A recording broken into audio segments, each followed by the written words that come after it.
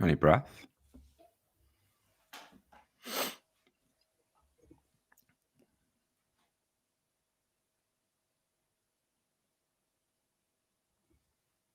All right, the Reds, it is Talking Reds remote with me, Gareth Roberts, him, Fuad Hasan, and we are here on the day of Liverpool v Newcastle United at Anfield.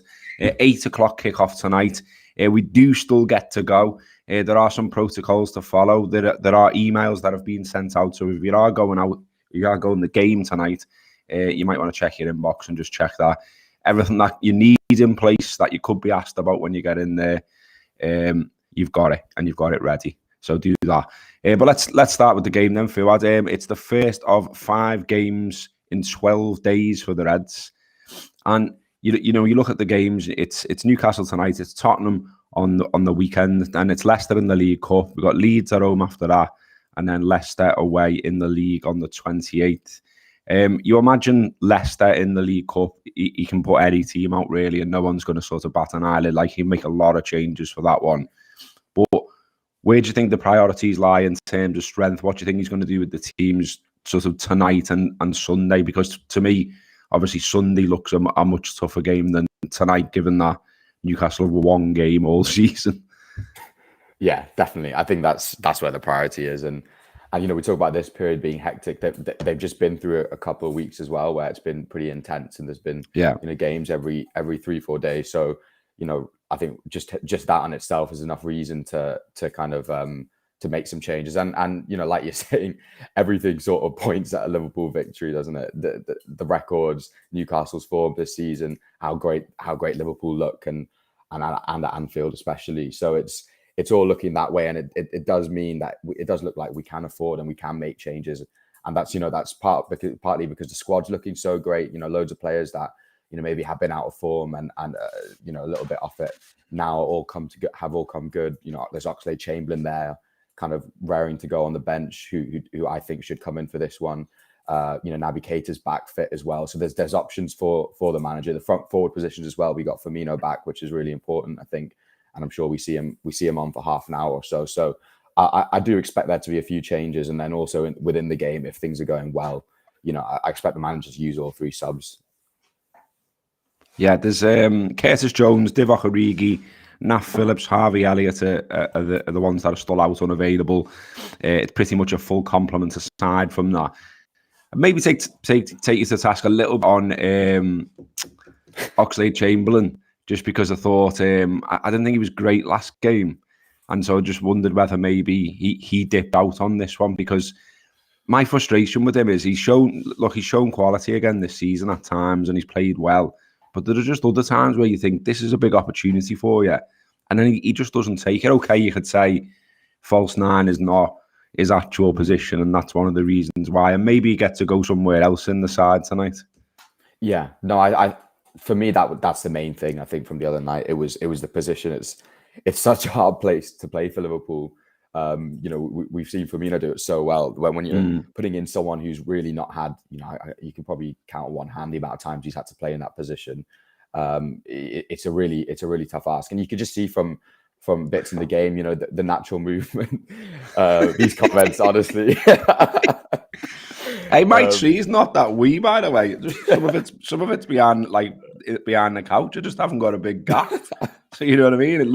Perspective, that is, mate. Do you know what I mean? It looks a lot smaller than it is. That's what she said. Blah, blah, blah, blah, blah. And I did wake up not too long ago, but it was before 10. So, you know, leave it out, comments. Nothing wrong with that, mate. You know, there's no judgment here, mate. Do you know what I mean? Aside from the game as well, there are some other bits and pieces around. Nat Phillips, who's currently out injured with a fractured cheekbone. There's some quotes from him doing the rounds today saying that he's been told that Liverpool won't stand in his way if he wants to move on. He's basically saying himself that, you know, he'd like some first team football on the regular. He talks about as well that, you know, now that he's got Premier League and Champions League experience, he feels that he could go to another club and step right in. He wouldn't need that sort of period where he's settling in and things like that. West Ham apparently interested. They've got a little bit of a sort of mini crisis going on at centre half. And yeah, I mean, it makes sense, doesn't it, Fuad? I think he's got a little bit of a cult hero status, not least for his random Cruyff turn in the San Siro, but more so for the big part he played in making sure that Liverpool qualified for the Champions League this season. So he did get rewarded with another contract. If he stays, it's not the end of the world. I think if he goes, it's not the end of the world either, though, is it? No, exactly. I think in that piece as well, he sort of made it quite clear in that he wouldn't be he wouldn't be unhappy if he had to stay because of the sort of players he's playing with and how he's improving every day in training, because he's literally coming up against the best strikers in the world. He's with the best defenders in the world. So from his point of view, I'm sure it's fairly relaxed, and from the club as well, because there's been he's done enough things to beef up his price tag. Let's just say that last season is probably as many of a consistent run of games that he's going to start for Liverpool in his Liverpool career. Unfortunately, I think that's just the reality, with the options we have, unless there's another big injury crisis, God forbid there isn't, you won't see him play that many games and that consistently. So it will be about him moving on and getting game time. And he'd be more than good enough for, most Premier League clubs, below that kind of top six. I think he could really easily go in and do a job somewhere like Newcastle. Actually, it sticks out to me. They seem to struggle at centre half, and with other teams and with the way they set up with more protection, he could really kind of thrive in a system like that.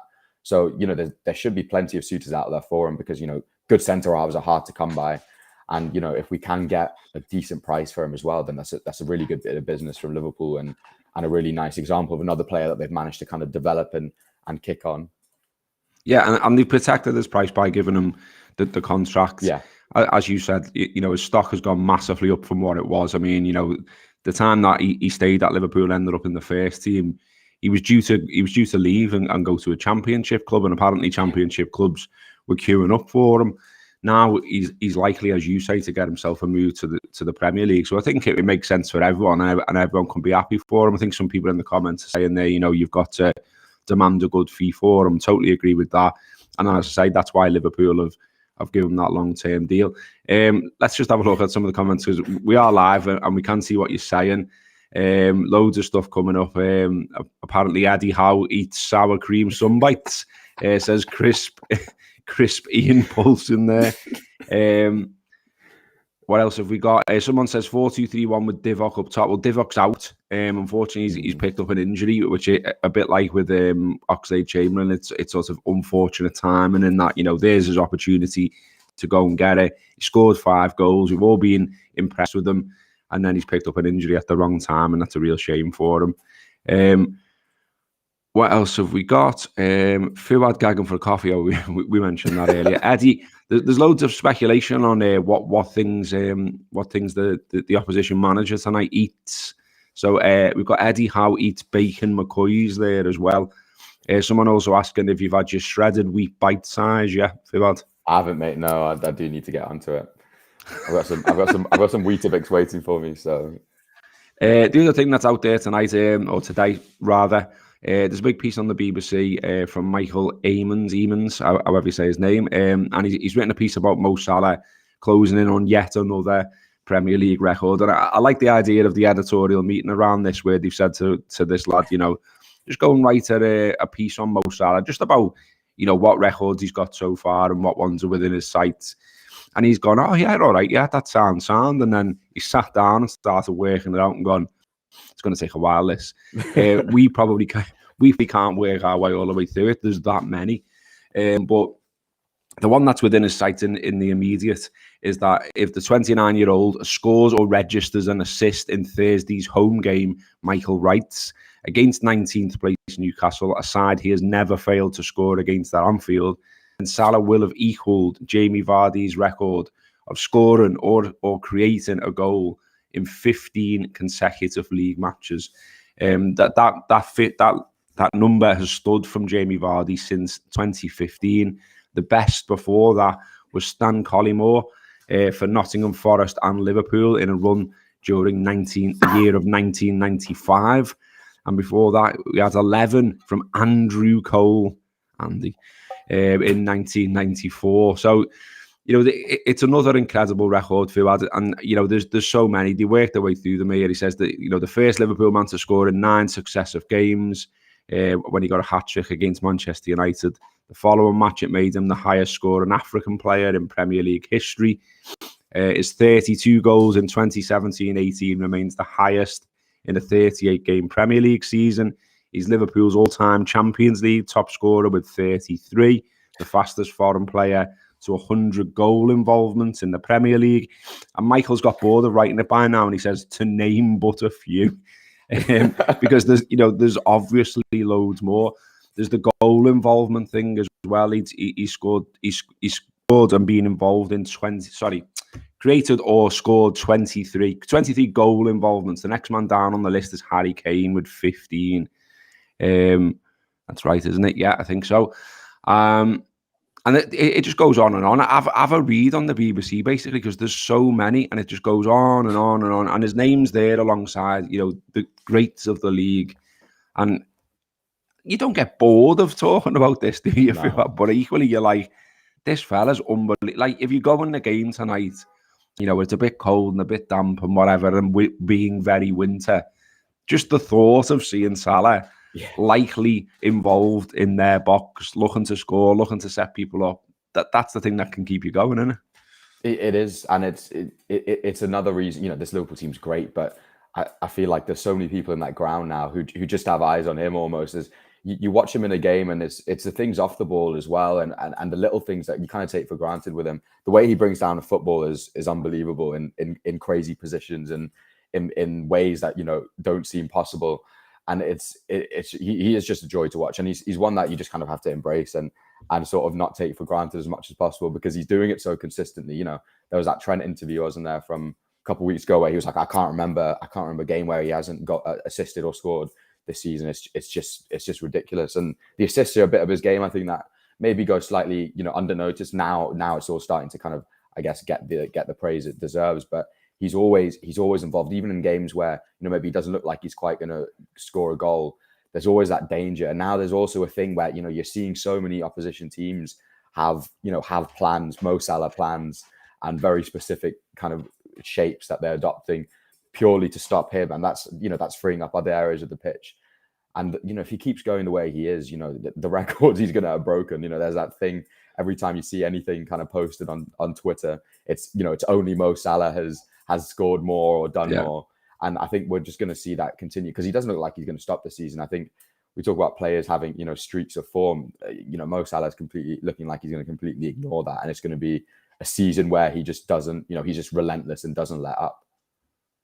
Does the expectations around this side worry you a little bit, Fuad? Because one of the reason to say this is one of the first comments I saw on this stream before Scott McCauley there, he put anything less than a 4-0 tonight will be disappointing. And I thought, well, I get that. I get why he's put that, because, everything points towards a significant Liverpool win. You saw Leicester cutting through them like butter at the weekend through Newcastle defence, and they had 7 or 8 out with injury. Here you've got Liverpool who are absolutely flying. They're in a 3-way fight for the title as things stand. Everything points to a win, and a big win. You can get something ridiculous like 18-1 on Newcastle to win tonight. They haven't won at Anfield in 25 games. They're absolutely shit, basically. They're statistically the worst side away from home in the league this season. They picked up only 3 points, and that was 3 draws against Watford, Palace and Brighton. They scored only 5 goals away from home in those 8 games, and they've conceded 17. So, everything does point towards that. But I think, as we've just saw in the last couple of games, sides sitting in and digging and working hard, it's tough to get through. And sometimes you need a little bit of a break. I thought Divock was brilliant on this post-Wolves, where, he's the hero and he's on everyone's shoulders and he's on everyone's lips and everyone's talking about him and all the rest of it. But he basically, in one of his interviews, like, football's so random. Like, there's so many things that can go right and so many things that can go wrong. And it just worry me a little bit, maybe unnecessarily, that, if we were to draw, not necessarily tonight or, but any of these games, if we were to draw, if we were to lose one, I don't want everyone to lose the shit, really. I want everyone to just go, look, it's going to be fine. because these lads think it's fine, because you watch them and, it's the last minute of a game, it's injury time, and, Van Dijk's still calmly spraying out a pass to the wing, Mo's bringing it down. They're not panicking, they're not doing kitchen sink stuff, they're not throwing the centre half up front. They're back in the process and they're back in the system. And I kind of wish we'd all do the same. I get why we don't, and I get that there's loads of emotion involved, but I just think we're watching a fantastic side. And look, we should blow them away tonight, but if we don't, I don't want it to, turn into that weird crisis that we get in modern days around football. No, definitely. And I think, like you're saying, some of it's really hard to do in the heat of the moment, when you're in that ground and things are frustrating, it's hard to kind of keep that in. But you're right in saying, we should have so much trust in these guys now, because they've, that every single one of them has competed at this level now for, for 2-3 years. That they're used to the sort of really intense title challenges and title runs, and they know it better than anyone else. And, if it does take a little bit of time to get a breakthrough, say tonight, then, we should sort of be a piece of that. We should be experienced as well, because we've seen this Liverpool side, have to kind of take their time and bide their time to get through. And I think, a lot of it is other teams, isn't it? Like, people would have seen the City result from the other night, 7-0 against Leeds, and that immediately kind of gets into people's head, like it has done over the last few years.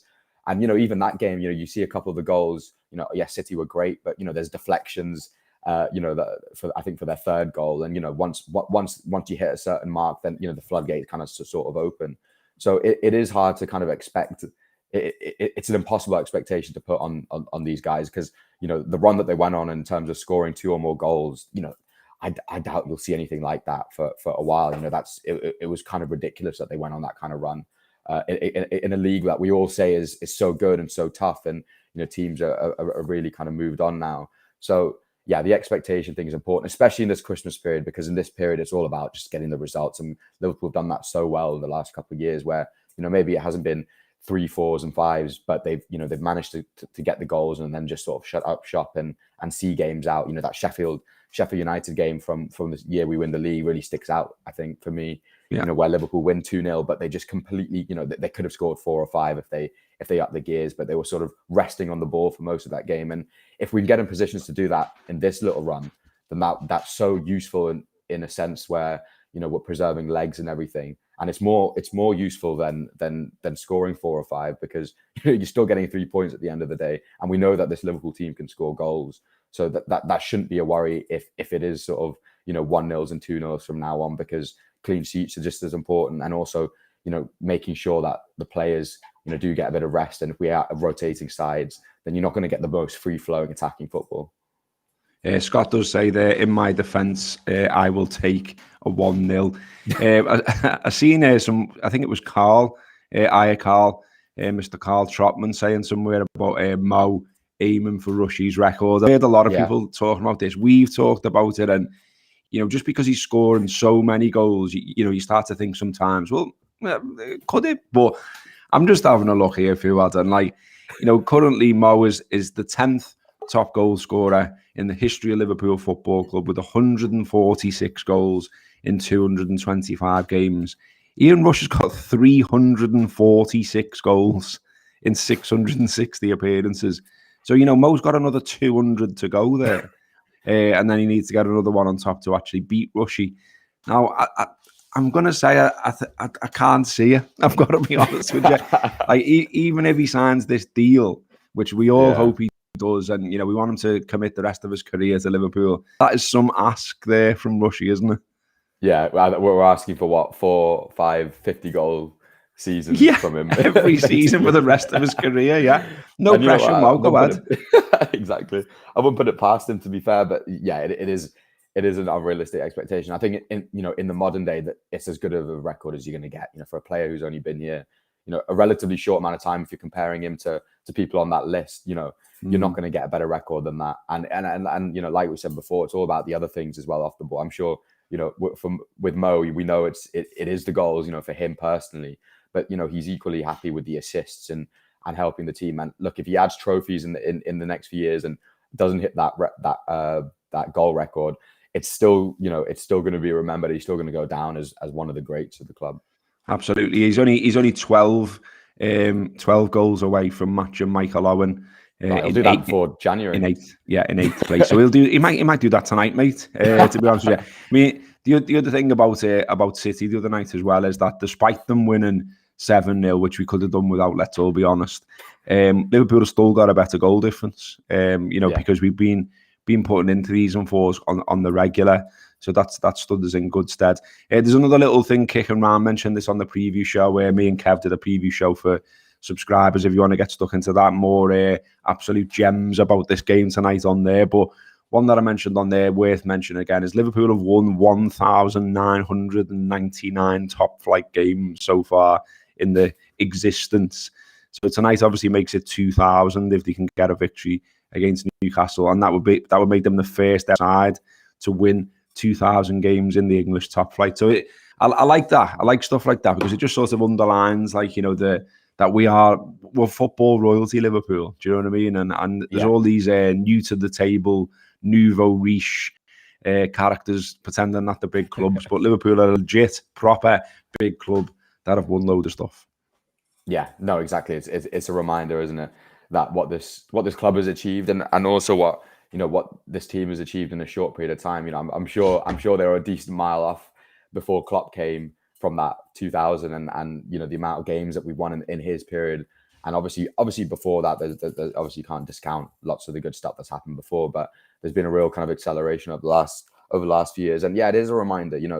We talk about competing at the top level.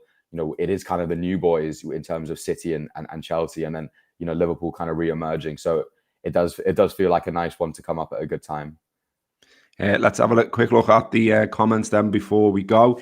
Just to say as well, of course, that all the usual stuff from the Anfield Wrap will be out and about there tonight. So there'll be a post-match podcast, post-match video. There will be ratings. There will be a review. All the usual stuff on the AnfieldWrap.com in all the usual places. You can, of course, also download the Anfield Wrap app and you can get stuck into some free stuff on there as well. You get some free tokens as well, where you can have a go of our premium content. And if it's for you, subscribe. If you already subscribe as well, and you're struggling for a Christmas present for the red in your life, well, maybe consider an Anfield Wrap subscription. Obviously, we can turn that around quite quickly. People are starting to panic a little bit now, I think. So yeah, if you want to gift, check out the Anfield Wrap shop. There's loads of other stuff in there as well: cups, hats, t-shirts, all kinds of gear in there as well that we'll try and get out as quickly as we can. Someone's saying, clip Gareth saying Mo won't do it and send it to Mo. Hey, you're welcome. I believe Mo met Ian Rush at one point and basically said to him, how did you score all those goals? Because, he's dedicating his life to this, Mo. I still love the stuff about him going to the Watford goalie and saying, like, if there'd been a penalty today, where would you have gone? I wouldn't even think to do that. Do you know what I mean? That's like proper, like, always looking for an edge, always looking for that sort of elite mentality. And that's the fella who we got. There's something about when he turned up with that suitcase, isn't there, Fuad, as well? Do you remember in the summer? Something the way about his demeanour that day when he turned up for training, when they reconvened. And he was all like fresh and looked in even, like, he's always been in supreme shape, but even better. And it was like, the stuff the players were saying from that point onwards, it seemed to just be like, I tell you what, watch Mo go this season, and then that's where we've been. It's been absolutely phenomenal. I think from that period, we talked about loads of the Liverpool players, after the last season, sort of there'll be loads of them really kind of raring to go and kind of writing the season that kind of was basically written off because of the injuries and because of everything that happened. And I think he's probably at the top of that. He's probably been the one. We talk about leaders in the team and everything, but he's probably led by example in that sense, where he sort of realized and rubbed it off on everyone that, we had a whole season with us all together, but it's kind of gone to waste because of the injuries, because of everything that happened. We don't let that happen this year. We have to basically make up for the lost time of the last season. And, he's showing it every day. Yeah, he certainly is. And let's hope he shows it again tonight. Just also in there as well, someone mentioned there, Sadio. I think he's gone about 6 games without a goal. And you can guarantee that he will not be happy about that. So someone there said expecting a big performance from him tonight. You might be right. It might be one where he's just decided, I'm bringing my A game tonight. Whatever it is, though, whoever scores, as long as Liverpool win, we shall all be happy. So let's hope that is the case at Anfield tonight. As I said at the start as well, if you are going, do check out the rules, do check out what you need to have with you and stuff like that. Liverpool have sent out an email. I'm not sure whether it's to everyone, but I certainly got one anyway, and you had to sort of fill out a quick survey saying what your status was and in terms of COVID and things like that. So you might have to do that. I think it's spot checks rather than every single person. But yeah, it'll do no harm if you get down there a little bit early, that you make sure you've got all your passes and stuff on your phone that you need. And then hopefully we can get in there and watch the Reds win. And then after that, get onto all the Anfield Wrap stuff as usual. Thanks very much for having in the comments and making us laugh. Thanks very much for watching. Thanks very much to Fuad and Sam in the background who's making this stream thing happen. Up the Reds. Enjoy your day.